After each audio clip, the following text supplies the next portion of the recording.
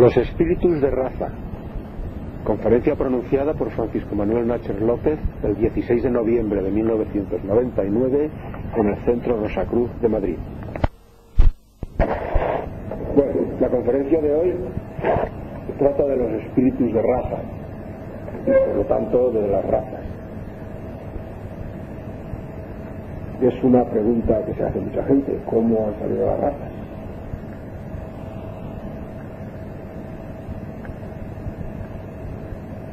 Realmente, según la doctrina de Rosacruz, no siempre han existido razas. Hay un proceso en la evolución y se llega a un momento en que aparecen. ¿Qué proceso es ese? Bueno, en otras conferencias, en la filosofía nuestra, en alguna clase de las que damos, se explica que nosotros aparecemos a la existencia, nuestro espíritu aparece con un primer vehículo que es mineral. Eso es una época antiquísima que se llama el periodo de Saturno, miles de millones de años hace. Es decir, que tenemos un cuerpo, una constitución mineral, no tenemos más que cuerpo físico. Pasado ese periodo viene el periodo lunar, durante el cual adquirimos un cuerpo etérico y nos convertimos en algo equivalente a lo que hoy son las plantas, un ser que tiene cuerpo físico y cuerpo etérico y por lo tanto que puede crecer y reproducirse. También fueron miles de millones de años. La naturaleza no tiene prisa, va a su aire, va todo cíclicamente, sin prisa. En el siguiente periodo, que se llama periodo lunar, pues aquellos seres que éramos nosotros adquirieron otro vehículo que es el que llamamos cuerpo de deseos,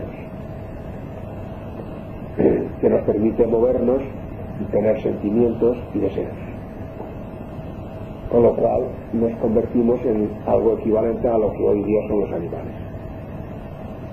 Y por fin, cuando llegamos al periodo en el que hoy nos encontramos, que es el periodo terrestre, pues adquirimos el último vehículo, que es la mente, con lo cual pasamos de la animalidad a la humanidad.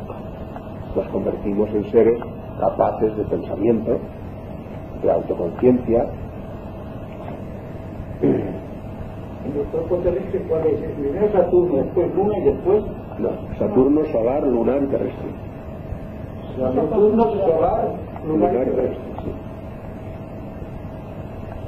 Eso lo tienes muy bien explicado en el concepto Rosacruz del Cosmos, con todo detalle, ¿eh?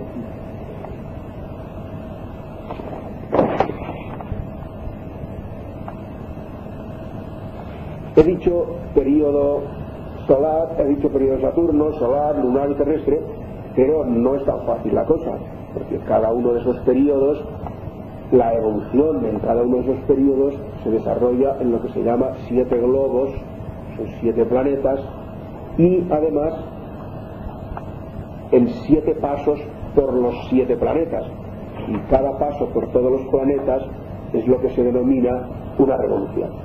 Por lo tanto, son 7 revoluciones en 7 planetas, en 7 periodos.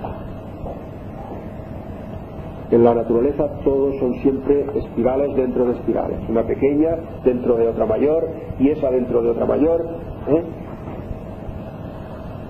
El átomo es lo más pequeño que conocemos, pero un hombre es la repetición de un átomo a lo grande, compuesto de átomos, pero un logos es un ser compuesto de átomos que somos nosotros, y así va subiendo la escala, y siempre es lo mismo repetido en un tono mayor o menor según subamos o descendamos.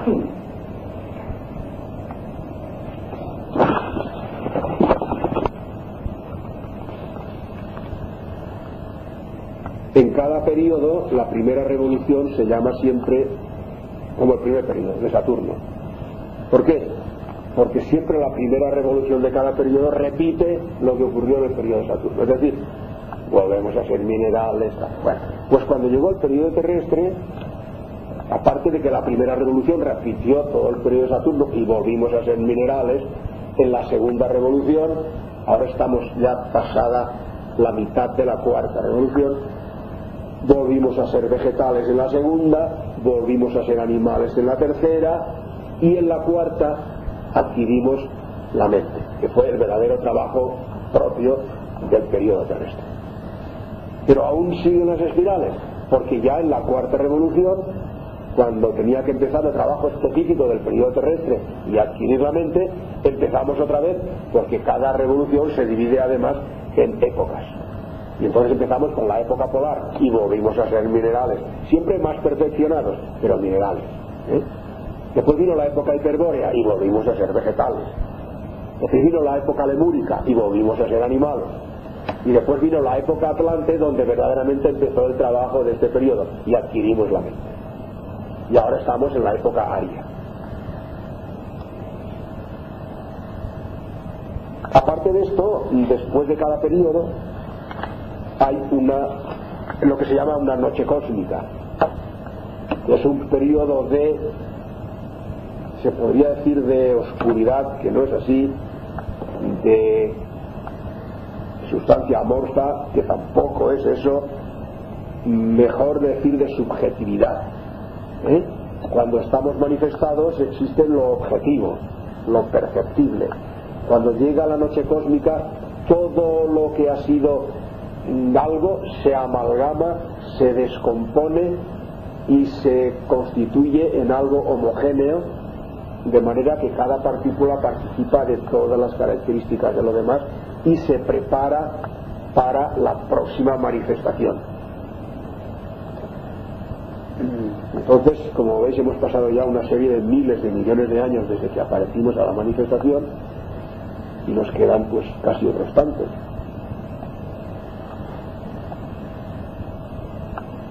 O sea que en el periodo de noche cósmica lo que ocurre es que los dos polos del espíritu, o los dos polos del espíritu, que son vida y forma,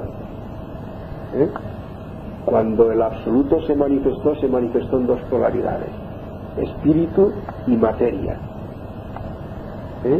Pero cuando el espíritu se pone en contacto con la materia, surge la vida. El espíritu, digamos, se transforma en vida. La vida es espíritu viviente, valga la frase, y la materia toma forma. Por eso la teología dice que el Padre Espíritu se junta con la Madre Materia y da lugar al Hijo, la vida, el que crea la forma. Entonces, en los periodos de noche cósmica lo que ocurre es que las dos polaridades del espíritu, vida y forma, se funden, y entonces vuelve todo a ser espíritu, espacio, no manifestación. Por lo tanto, un periodo de oscuridad no perceptible, pero no de inactividad, sino de asimilación y de preparación para el próximo periodo. Realmente, hasta terminada la época lemúrica, casi terminada hacia el último tercio de la época lemúrica, no podemos hablar de una raza. ¿Qué es una raza? Bueno, una raza pues es un conjunto de seres humanos con unas características similares de evolución, de capacidades, de facultades, de aspiraciones, de todo lo que constituye la vida dentro de la forma. Digo que hasta el último tercio de la época lemúrica no podemos considerar que apareciera la primera raza. La humanidad toda constituía entonces una raza. Pero claro, no era una raza como podemos pensar ahora en las reglas de ahora. Claro, los lemures tenían un esqueleto cartilaginoso, muy maleable, tenían oído y tacto. Sabéis que el primer sentido que aparece ya en la época polar, cuando éramos minerales, es el oído. El espíritu metido en la materia oye el fiat creador, la vibración creadora le llega, y entonces esa percepción de esa vibración hace nacer el oído, el primer sentido. Como consecuencia de haber nacido el oído, ese espíritu quiere entrar en contacto con esa materia que le rodea, y entonces de ese deseo de entrar en contacto surge el tacto, segundo sentido, y después del tacto surge el deseo. El tacto lo adquirimos en el periodo solar, y después surge el deseo de completar ese conocimiento. Ya que hemos tocado esto, ¿qué más puedo percibir de él? Y de ese deseo de adquirir más conocimiento de aquello que ya oímos o tocamos, surge la vista en el periodo lunar. Y por lo tanto, en la época lemúrica, los lemures realmente no tenían ojos. Fíjate en cuenta que es una frase tonta, pero que al principio parece una tontería, pero no es así.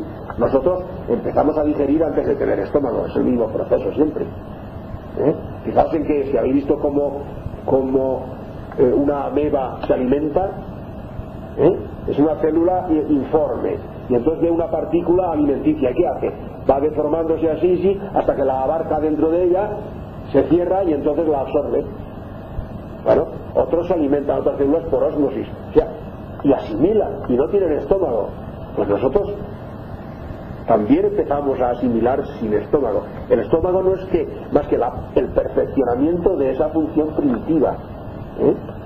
Y todos los sentidos y todas las funciones han aparecido así como consecuencia de la necesidad o del deseo del espíritu de adquirir algo que no tenía. Bueno, pues los lemures tenían ocelos, que se llaman, son unas manchas sensibles a la luz. Realmente ellos no usaban prácticamente la vista. Su conciencia no estaba en el plano físico, estaba en los planos superiores. Además, lo que hubiera tenido vista, pero no la tenían por eso, entonces en la época lemúrica la tierra era un conjunto de mares hirvientes, de volcanes, y en las zonas donde había tierra pues era una cosa totalmente hostil. La atmósfera era densísima, todo lo que ahora está en los océanos y en los mares estaba en forma de vapor de agua, de manera que no se podía ver a más de un par de palmos o de un metro. Entonces la vista les hubiera servido de muy poco. Ellos tenían vista interna, ellos percibían a los congéneres por la visión interna. Tenían cuerpo físico, pero no eran conscientes de que lo tenían, como ahora no somos conscientes de que tenemos hígado. Existía ya la reproducción sexual, pero estaba a cargo de los ángeles, como ahora lo está la reproducción de los animales. Y en determinadas épocas astrológicamente convenientes reunían a los humanos y se producía el ayuntamiento y la procreación, sin que ellos fueran conscientes ni de esa procreación, ni de la muerte del cuerpo físico, ni del nacimiento de sus cuerpos físicos, como ahora no somos conscientes de la digestión o de la asimilación del oxígeno o de mil cosas que estamos haciendo y de las que el espíritu sí es consciente, pero la personalidad no.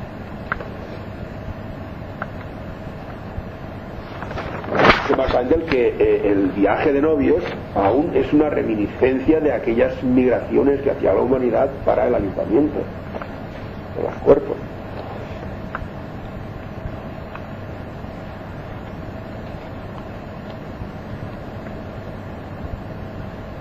Por lo tanto, la conciencia la tenían en los mundos superiores y convivían con lo que ellos llamaban los dioses.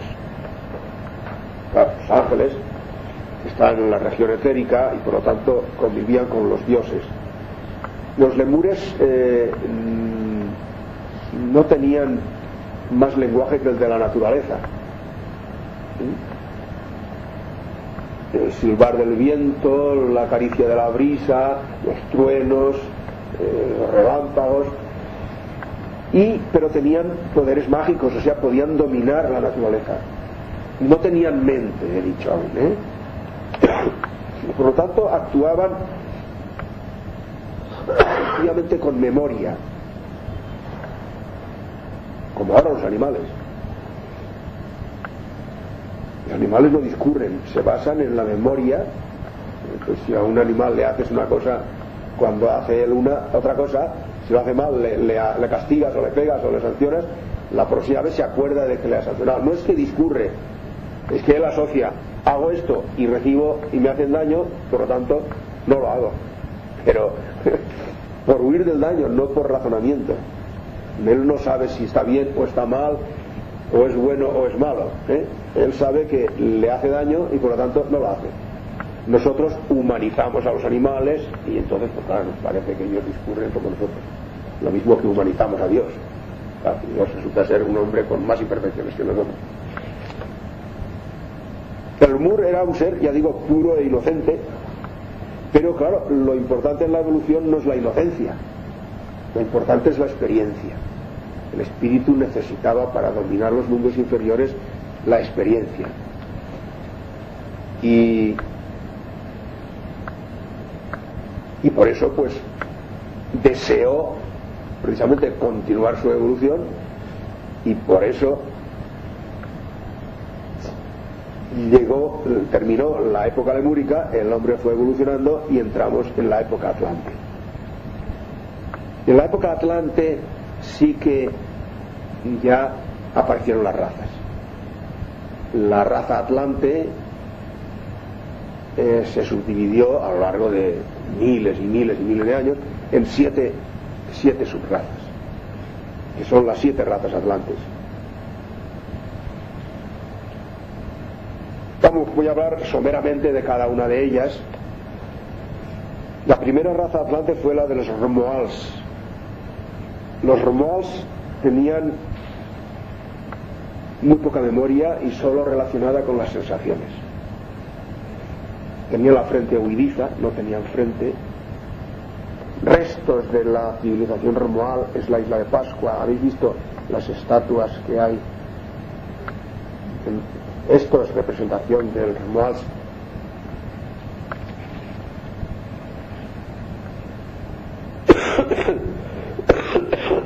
Perdón. Empezaron a crear palabras, como tenían memoria, distinguían los colores y los sonidos, entonces ya empezaron a crear palabras, ya no usaban el lenguaje de la naturaleza, sino empezaron a crear las primeras palabras para distinguir las cosas que podían percibir. Nunca causaron el menor daño, fueron siempre positivos. La segunda raza fue la de los Tlavatlis. Estos empezaron ya a ser conscientes de la individualidad. Parece una tontería, pero es un gran paso. Darse cuenta de que yo soy yo, y de que hay otros que no soy yo.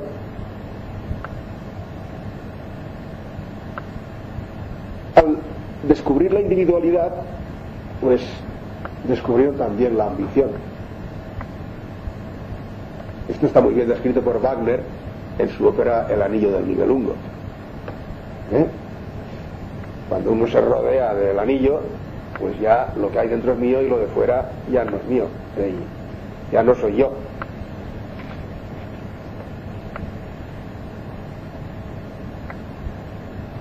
Entonces la memoria era el don más preciado y por lo tanto el que más memoria tenía era el que hacía el jefe, porque lógicamente no teniendo mente, el que más experiencias hubiera vivido tenía más posibilidades de dirigir a su pueblo para resolver los problemas que tuvieran que enfrentar.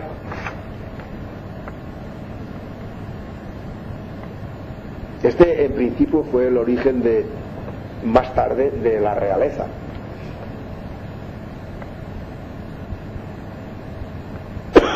También dieron lugar al culto de los antepasados, esos que hacían estas grandes proezas como consecuencia de su memoria, que para los demás eran verdaderos milagros de solución de problemas, se convertían en héroes, y entonces pues surgió el culto de los antepasados.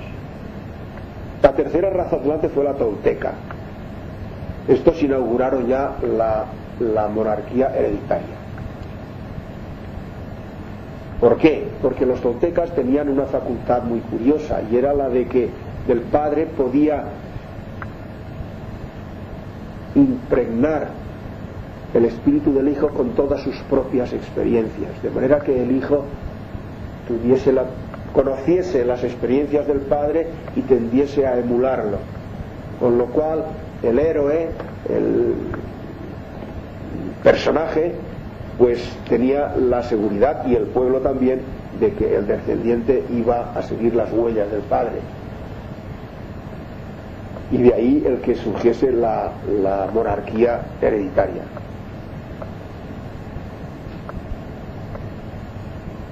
Y también la veneración de los hijos de los héroes.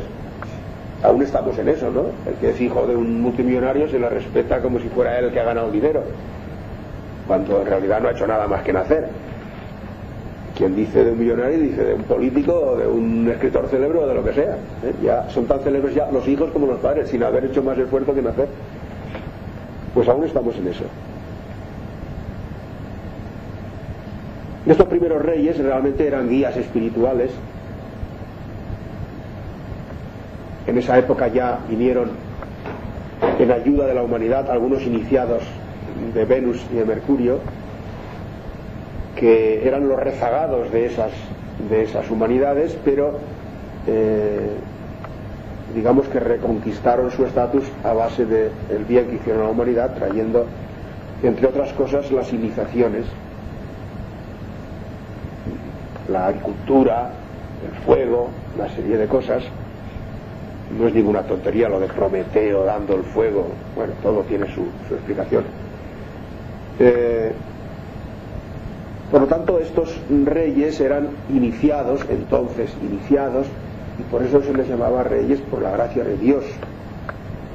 Estos emisarios de Venus y de Mercurio eran considerados como dioses por la gente, porque claro, hacían cosas que los demás no podían comprender, y por lo tanto, cuando alguien hace algo sobrenormal, ya enseguida se le dice que es un dios.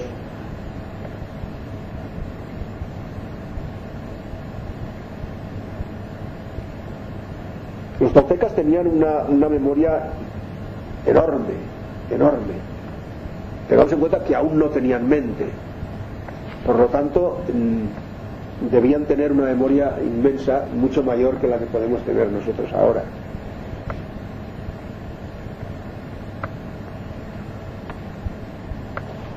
La siguiente raza fue la de los turanios.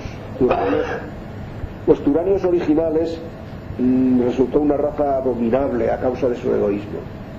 Eran magos negros y ejercían la magia negra simplemente por ostentación o por ambición. La siguiente, fue la más interesante, fue la raza de los semitas originales. La quinta. La sexta, bueno, hablaremos luego de ella. La quinta es la raza raíz de todas las razas arias. Para los semitas originales es la raza raíz de todas las razas arias. ¿Por qué fue la raza raíz? Porque los dirigentes de la humanidad lo hacemos nosotros ahora también. Cuando creamos un organismo para una finalidad determinada y ha cumplido su ciclo y ha dado de sí lo que tenía que dar, pues o lo modificamos y lo perfeccionamos o creamos otro. Y siempre pasa igual. Y la serpiente tiene que cambiar de camisa porque ya no cabe en la que tiene, y nosotros nos hemos de comprar unos zapatos más grandes porque no nos cabe el pie, y siempre es así. Pues los dirigentes de la humanidad tuvieron que educir de entre las razas atlantes una que pudiera ser una raíz para las futuras razas. ¿Cómo se consigue una raza raíz? Pues seleccionando los individuos que mejor respondan al proyecto del dirigente de la humanidad, agrupándolos en tribus, dándoles una organización determinada, un régimen de vida determinado, aislándolos del resto de sus congéneres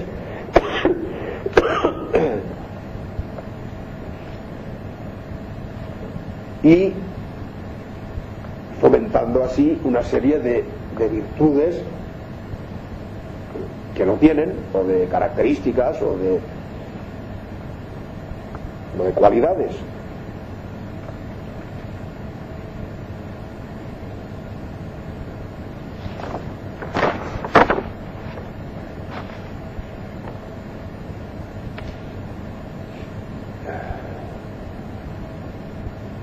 A esta raza es a la que se le dio precisamente en el último tercio de la era Atlante, es cuando la humanidad recibió la mente, el intelecto, la mente, el vehículo mental.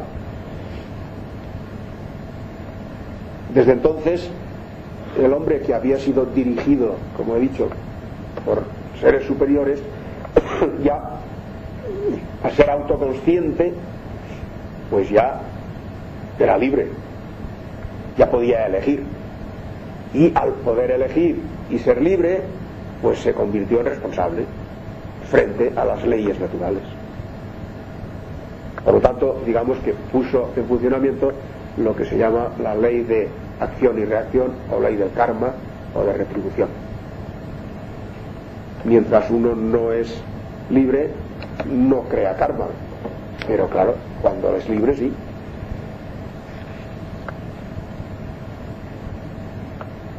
Y desde ese momento el trabajo del hombre consistió y sigue consistiendo en espiritualizar la mente, que es el eslabón que nos faltaba para unir el espíritu con los vehículos, para que la mente domine los vehículos inferiores, cuerpo de deseos, cuerpo etérico, cuerpo físico, sobre todo el cuerpo de deseos. Porque realmente lo que ocurrió es que he dicho antes que el cuerpo de deseos lo adquirimos en el periodo lunar, es decir, una serie de miles de millones antes que la mente. Por lo tanto, cuando recibimos la mente, el cuerpo de deseos ya era algo firme, algo fuerte, algo consistente, y la mente era algo recién nacido. Entonces, ¿qué ocurrió? Que el cuerpo de deseos se sobrepuso a la mente. ¿Y qué ocurre cuando el cuerpo de deseos se sobrepone a la mente? Pues que la mente empieza a trabajar, es decir, a discurrir para satisfacer los deseos. Y en eso estamos. La mayor parte de la gente nos pasamos nuestra vida discurriendo para satisfacer los deseos. El problema es que los deseos, en la mayor parte de las veces, no son todo lo elevados que deberían ser. Y esa es la lucha.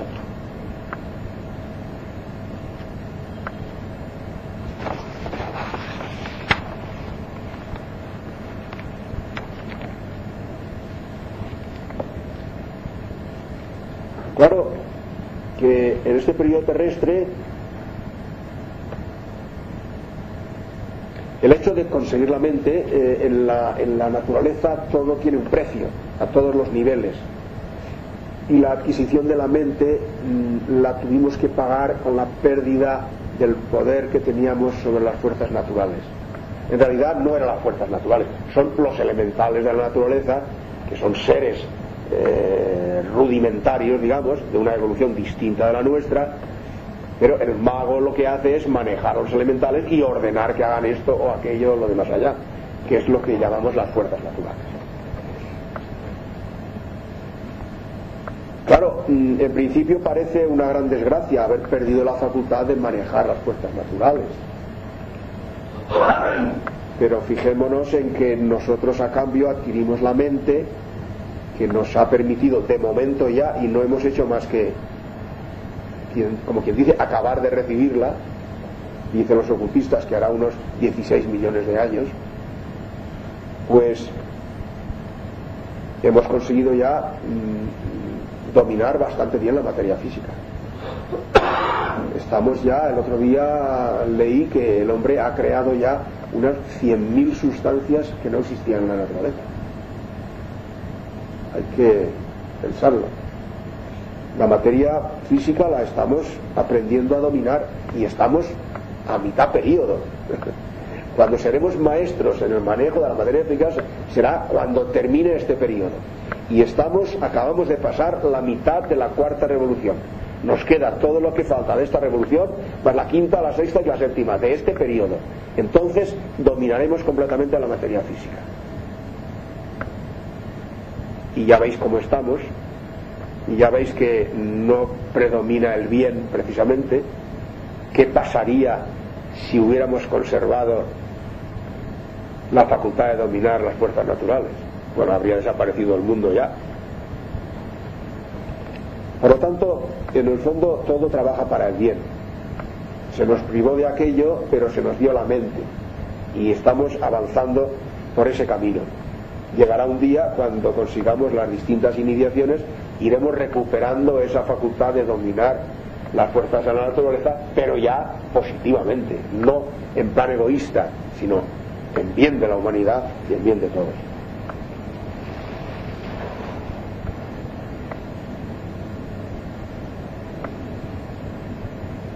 Con los semitas originales ocurrió además una cosa, y es que el cuerpo vital hasta entonces no había, digamos, penetrado totalmente en el cuerpo físico, de una manera completa. Entonces con ellos penetró y entonces ya pudieron desarrollar la vista y percibir mejor el mundo físico. Y ya he dicho que antes no lo percibían, no tenían ojos, tenían ocelos, pero empezaron a desarrollar ya los ojos y a percibir mejor el mundo que los rodeaba. Por supuesto cayeron en la astucia al tener mente y tener deseos, pero la mente ser más débil que los deseos, pues bueno, era un pueblo astuto. La atmósfera continuaba siendo densa de vapor de agua hasta el punto de que los atlantes no respiraban por pulmones, los atlantes respiraban por branquias, tan húmeda era la atmósfera. El feto humano, que reconstruye en su génesis lo que ha sido la evolución, hay un estadio en que tiene branquias.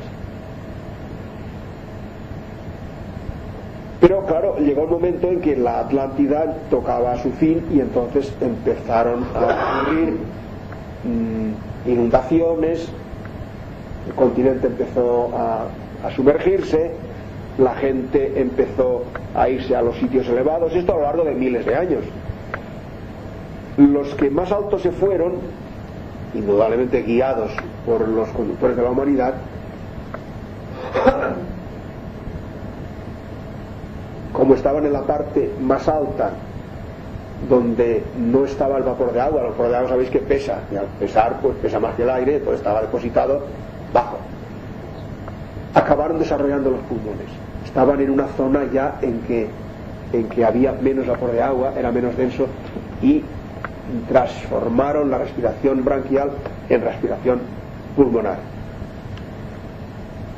De manera que cuando se produjo el cataclismo que la Biblia llama el diluvio universal, que fue, digamos, el último hundimiento de la Atlántida, que no fue verdaderamente hundimiento, lo que ocurrió es que, por los motivos que sean, de razón física, toda esa agua en forma de vapor se transformó en líquida, se precipitó, se liquidó o licuó y constituyó lo que hoy son los océanos y los mares, sumergiendo, claro, pues parte del continente atlante, como es lógico. Como nos dicen ahora que ocurriría en parte de la Tierra si de repente se disolviesen los casquetes polares, parte de la Tierra se hundiría. Entonces, ¿quiénes fueron los que sobrevivieron a esta hecatombe? Lógicamente, los que habían desarrollado pulmones. Los otros se quedaron sin poder respirar, puesto que respiraban el oxígeno del agua, del vapor de agua, y se quedaron sin ello. Eso es lo que cuenta la Biblia con la historia de Noé. Lo que pasa es que no fueron al desierto de Sinaí, sino que fueron conducidos al actual desierto de Gobi, en Asia Central. Y no fueron por 40 años. Tened en cuenta que en las escrituras siempre que aparece el número 40, sean días, horas, meses, años, siempre es un número simbólico, que significa un periodo de tiempo indeterminado hasta que cambian las circunstancias que han hecho necesario el irse o el hacer aquello. Por lo tanto se fueron los 40 años cabalísticos al desierto, hasta que la tierra prometida, que era la tierra renovada después del diluvio, fuera otra vez habitable y conquistable por esa humanidad que se había salvado. En la Biblia está muy claro expuesto el que ya habían desarrollado ojos y pudieron ver el arco iris. Al desaparecer la niebla, claro, vieron el arco iris por primera vez, y por eso la Biblia dice que Jehová le dijo a Noé que ese es el pacto que él hacía, era la primera vez que veían el arco iris, porque habían desarrollado ojos y se había precipitado el vapor de agua. La sexta raza raíz fueron los acadios y la séptima los mogoles. No tienen nada especial, especialmente los mogoles se caracterizaron por ser muy retrógrados, muy pegados a lo viejo, no ninguna ilusión por mejorar. Y fijaos de qué manera los descendientes de esta subraza, son las razas amarillas, siguen con esa tendencia a lo antiguo. Aún Japón tiene cerrado sus mercados al resto del mundo, aún está la China con la medicina milenaria, y todo lo antiguo, les cuesta mucho el avanzar, el actualizarse, y si hacen algo moderno es copiándolo, como hicieron los japoneses con la técnica moderna. Entonces los pueblos amarillos son, por lo tanto, a ver si lo digo bien claro, los espíritus son todos iguales. Lo que pasa es que los espíritus, para manifestarse en el mundo físico, han de crear unos cuerpos a tenor de unos moldes, digamos, ya existentes, creados por los más avanzados de la raza, y ellos están usando aún moldes que fueron mogoles. Lo mismo que las razas negras están usando aún moldes de cuerpos lemures. Los lemures eran negros. ¿Qué diferencia hay? Bueno, aparentemente ninguna. La misma constitución, aparentemente, salvo la mancha lumbar que tienen los mogoles aquí en la espalda, en la zona lumbar, parece que nada. Pero realmente sí hay diferencias, porque el cerebro, el sistema nervioso, no son exactamente iguales.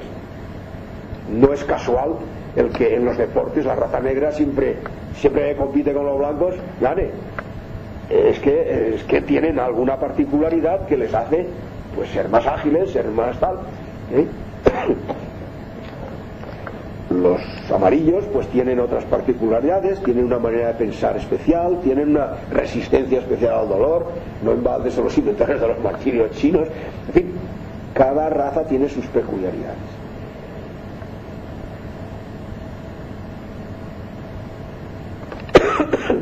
Uno que preguntaría ahora, y bueno, ¿y qué pasó con los semitas originales? Pues con los semitas originales pasó una cosa muy curiosa.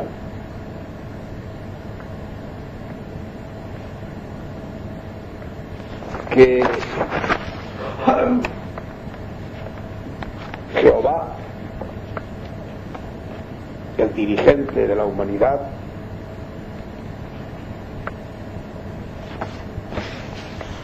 tuvo que estructurarlos para constituir con ellos una raza raíz, como he dicho antes. Y para eso pues tuvo que darles un marco de actuación. Ese marco de actuación es el Decálogo, porque sabéis que la Escritura está constituida por el Antiguo y el Nuevo Testamento, pero a su vez el Antiguo Testamento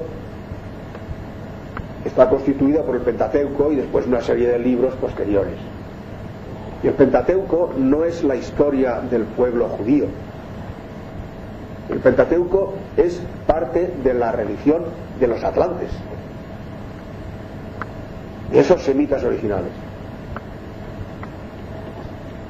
Lo que ocurrió fue que Jehová, para educir de esos que se habían salvado de la Atlántida una raza raíz, entre otras cosas, prohibió el matrimonio con los otros pueblos, para sacar una pureza de determinadas características que él consideraba que había que educir de ahí.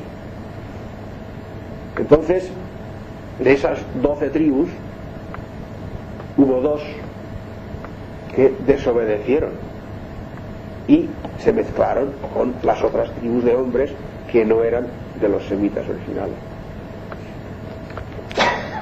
Como era necesario el mantener la endogamia para conseguir la pureza de raza, pues fueron castigados siendo segregados del pueblo semita.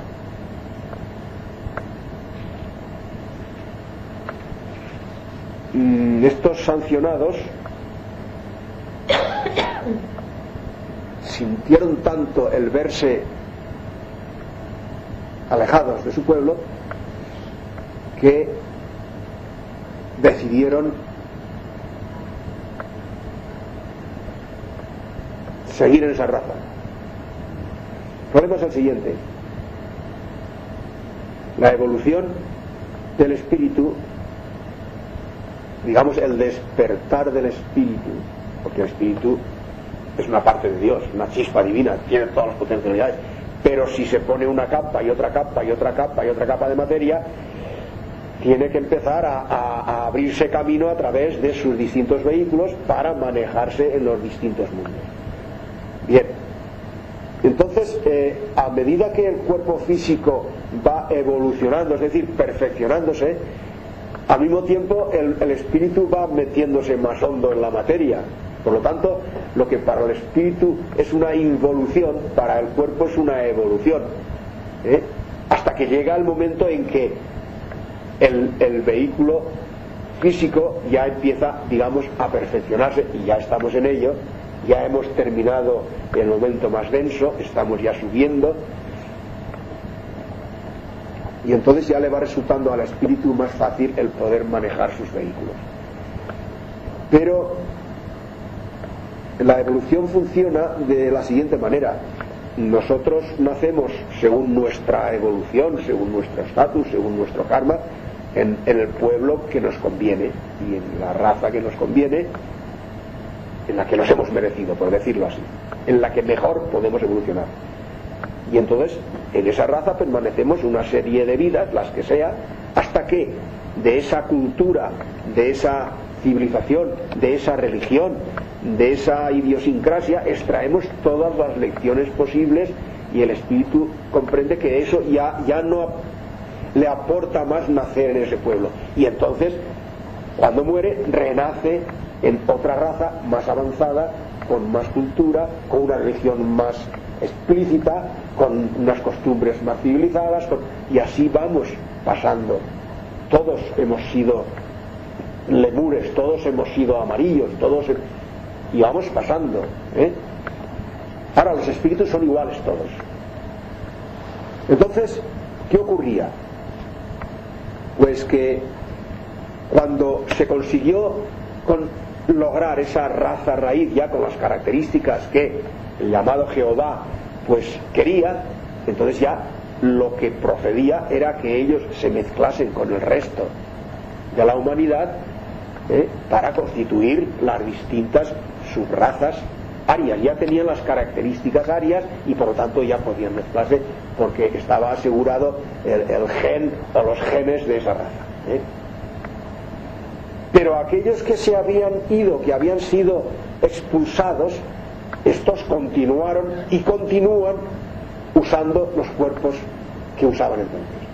Y esos son los pueblos, los hebreos de hoy, que siempre judíos, y se casan entre ellos, y siguen con la endogamia. Y es muy raro el judío que se casa con uno que no es judío, y siempre, y siguen, y siguen, y siguen. ¿Qué problema supone eso? Como he dicho, la evolución funciona en el sentido de que cuando un cuerpo o una clase de cuerpos no da más de sí, hay que cambiar a otra clase de cuerpos. Y claro, si ellos siguen en los mismos cuerpos, llegará un momento en que no dará más de sí y su evolución se habrá detenido.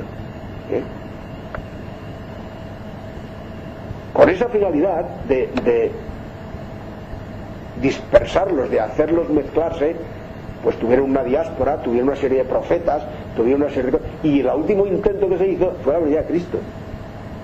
Cristo pudo no ser judío, pero nació judío para ver si desde dentro de ellos, y hablándoles desde dentro y diciéndoles que todos somos uno, que no hay razas, que la religión es para todos, que Dios es de todos, y que ama a tu prójimo como a ti mismo, sin ver si es esclavo, si es rico, si es libre, si es tal, los convencía, pero se lo cargaron indignamente y siguen en sus 13. Ese es el gran peligro de ese pueblo. Se me dirá, pero ese pueblo está dando a lo largo de la historia una serie de genios y de gente muy avanzada, y es cierto, y hay una razón. Yo os he dicho que la mente la recibió la mayor parte de la humanidad